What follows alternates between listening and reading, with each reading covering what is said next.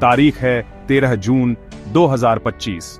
जब दुनिया गहरी नींद में थी, तब मध्य पूर्व के आसमान सूरज की रोशनी से नहीं बल्कि संघर्ष की आग से जगमगा उठे। इजराइल ने अपने पुराने दुश्मन ईरान के खिलाफ अभूतपूर्व पैमाने पर सैन्य अभियान शुरू किया। यह उनकी छाया युद्ध की एक और झड़प नहीं थी, ये एक सीधी खुली टक्कर थी जिसका नाम था ऑपरेशन राइजिंग लायन। ये दोनों देशों के बीच आधुनिक इतिहास की सबसे बड़ी सीधी भिड़ंत थी, जिसने इस अस्थिर क्षेत्र को पूर्ण युद्ध के कगार पर ला खड़ा किया। दुनिया स्तब्ध होकर देख रही थी जब वर्षों से चल रही तनातनी, गुप्त ऑपरेशन और तीखी बयानबाजी आखिरकार खुले संघर्ष में बदल गई और मध्य पूर्व की रणनीतिक तस्वीर हमेशा के लिए बदल गई। इस नाटकीय बढ़त के पीछे की पृष्ठभूमि कूटनीतिक विफलताओं और बढ़ती उकसावों का एक शतरंज का खेल थी। ठीक एक दिन पहले 12 जून को अंतर्राष्ट्रीय परमाणु ऊर्जा एजेंसी ने लगभग 2 दशकों में ईरान के खिलाफ अपनी सबसे सख्त प्रस्ताव पास की थी, जिसमें उसे उसके परमाणु दायित्वों का पालन न करने का दोषी ठहराया गया। तेहरान की प्रतिक्रिया तेज और चुनौतीपूर्ण थी। उसने तीसरी यूरेनियम संवर्धन साइट बनाने और फोर्डो फैसिलिटी में अपने सेंट्रीफ्यूज क्षमता को अपग्रेड करने की योजना की घोषणा कर दी। पहले से ही तनावपूर्ण कूटनीतिक चैनल पूरी तरह से टूट गए। शांतिपूर्ण समाधान की आखिरी उम्मीद, ओमान में प्रस्तावित परमाणु वार्ता, ईरान द्वारा अमेरिकी प्रस्ताव ठुकराने के बाद खत्म हो गई और इस तरह एक सैन्य समाधान की नींव पड़ गई, जिसकी इजराइल लंबे समय से धमकी देता आ रहा था। यह ऑपरेशन सैन्य शक्ति का एक सुनियोजित और विनाशकारी प्रदर्शन था।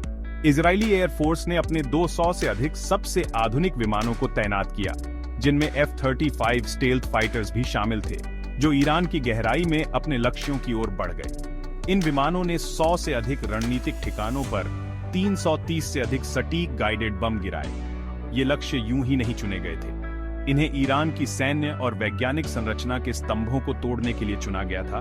उसके परमाणु केंद्र, मिसाइल उत्पादन संयंत्र, सैन्य कमांड सेंटर और यहां तक कि उसके सबसे वरिष्ठ नेताओं के आवास भी। ये एक स्पष्ट संदेश था जो जबरदस्त ताकत के साथ दिया गया। इस क्षण का ऐतिहासिक महत्व कम करके नहीं आंका जा सकता। दशकों से इजराइल और ईरान के बीच संघर्ष प्रॉक्सी युद्ध, साइबर अटैक और लक्षित हत्याओं के जरिए छाया में चलता रहा था। ये एक छाया युद्ध था जो लेबनान की घाटियों से लेकर पर्शियन गल्फ के पानी तक फैला हुआ था। ऑपरेशन राइजिंग लायन ने इस संघर्ष को खुले में ला दिया और अनकहे नियमों को तोड़ दिया। यह इजराइल की एक बड़ी जुआ खेलने जैसी रणनीति थी, एक ऐसा फैसला जिसमें पूरे क्षेत्रीय युद्ध का जोखिम था, जिससे वह ईरान के परमाणु खतरे को खत्म करना चाहता था। उस नियति भरी शुक्रवार की सुबह जब सूरज निकला, तो यह साफ था कि मध्य पूर्व के इतिहास में एक नया और कहीं अधिक खतरनाक अध्याय शुरू हो चुका था। ऑपरेशन राइजिंग लायन की सफलता महज आसमान में विमानों की संख्या की वजह से नहीं थी। यह खुफिया जानकारी और गुप्त कार्रवाई की एक बेमिसाल मिसाल थी, जिसे सर्जिकल सटीकता के साथ अंजाम दिया गया। इस ऑपरेशन के केंद्र में था मोसाद, इजराइल की राष्ट्रीय खुफिया एजेंसी का गुप्त कार्य। पहले जेट उड़ान भरते मोसाद के एजेंट पहले ही ईरान के अंदर मौजूद थे और कई साहसी तोड़फोड़ मिशन अंजाम दे रहे थे। उनका मुख्य उद्देश्य था दुश्मन को अंधा करना।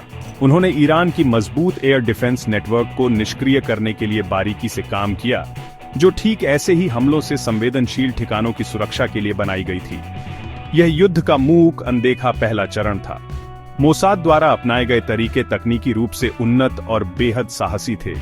हाल ही में सामने आई खुफिया रिपोर्टों के मुताबिक एजेंसी ने तेहरान के पास एक गुप्त ड्रोन बेस स्थापित कर लिया था, जो ईरानी सुरक्षा में बड़ी सेंध थी। इसी छिपे अड्डे से उन्होंने इलेक्ट्रॉनिक वॉरफेयर अटैक किए, जिससे ईरानी रडार ऑपरेटरों में भ्रम फैल गया। लेकिन यह डिजिटल हमला फिजिकल तोड़फोड़ के साथ था। मोसाद के एलीट कमांडो, जिन्हें किडोन यूनिट्स कहा जाता है, को महत्वपूर्ण जगहों पर भेजा गया ताकि AS-300 और बावर 373 एयर डिफेंस सिस्टम के अहम हिस्सों को फिजिकली निष्क्रिय किया जा सके।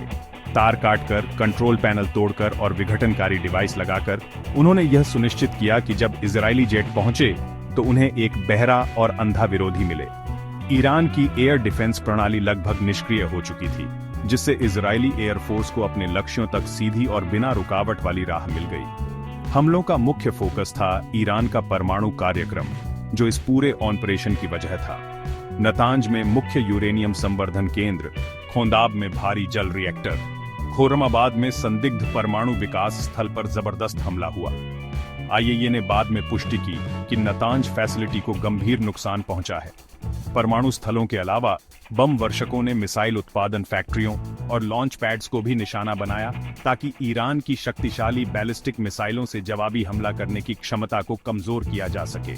सैन्य ठिकाने और कमांड एंड कंट्रोल सेंटर्स भी ध्वस्त किए गए ताकि किसी भी संगठित प्रतिक्रिया को बाधित किया जा सके। रणनीति बिल्कुल साफ थी, इतना शक्तिशाली और व्यापक झटका देना जिससे ईरान की सैन्य और परमाणु महत्वाकांक्षाएं वर्षों अगर दशकों नहीं तो पीछे चली जाएं। यह कोई दंडात्मक हमला नहीं था, यह सिर काटने की कोशिश थी।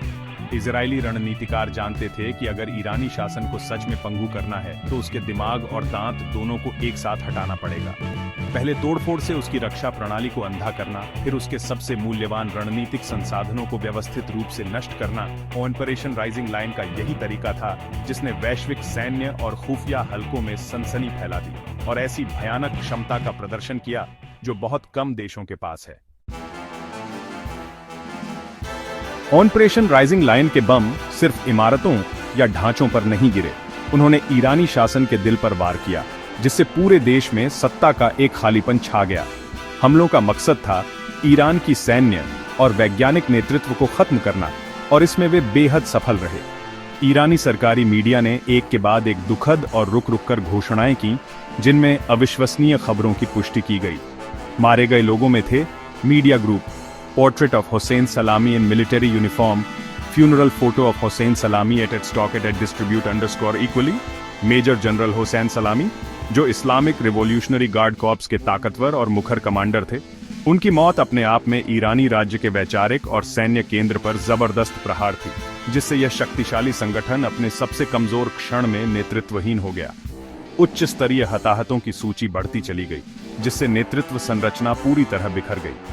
सलामी के साथ सशस्त्र बलों के chief of staff major general Mohammad Bagheri की भी हमलों में मौत की पुष्टि हुई।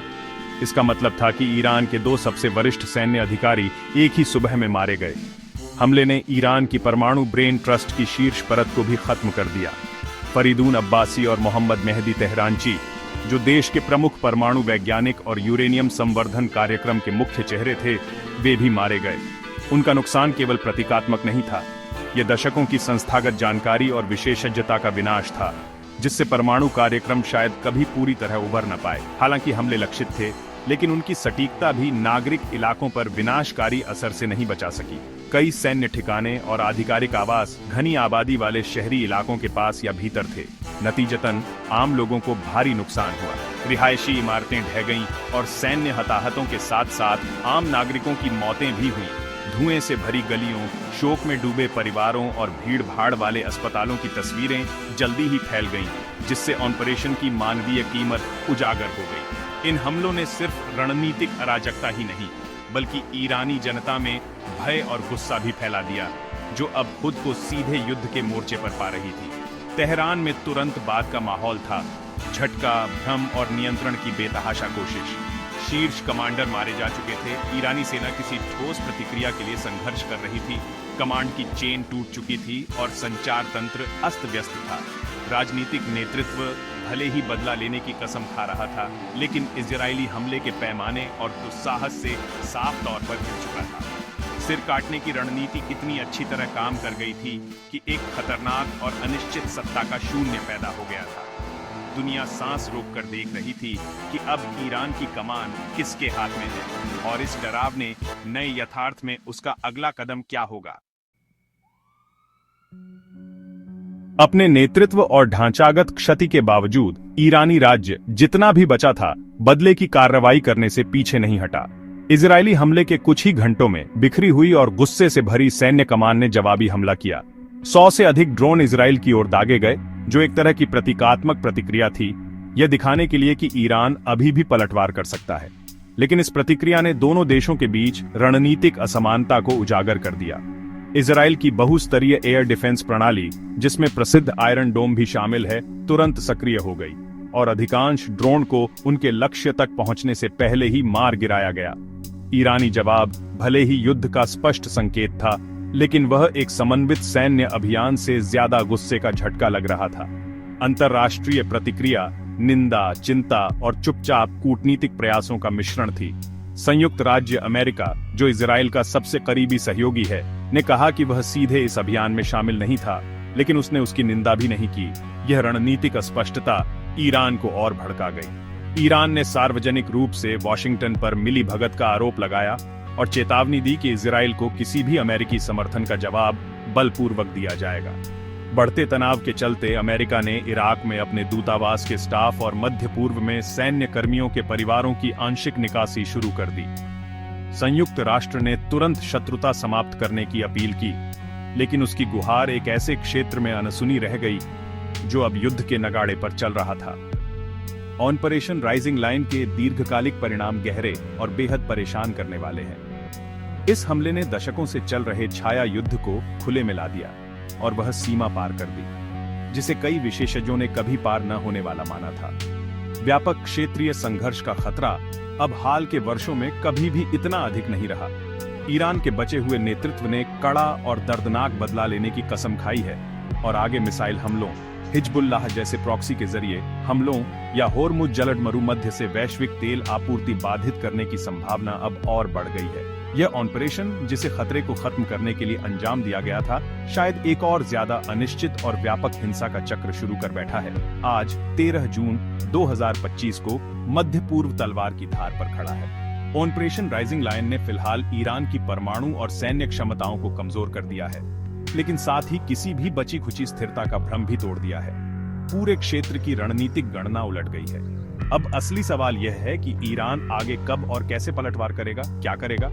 दुनिया चिंतित निगाहों से देख रही है, उम्मीद कर रही है कि कूटनीति इस क्षेत्र को युद्ध की खाई से वापस खींच ले, लेकिन डर है कि शेर की दहाड़ महज एक नई विनाशकारी जंग की शुरुआत थी। भविष्य अनिश्चित है और आगे का रास्ता खतरों से भरा हुआ।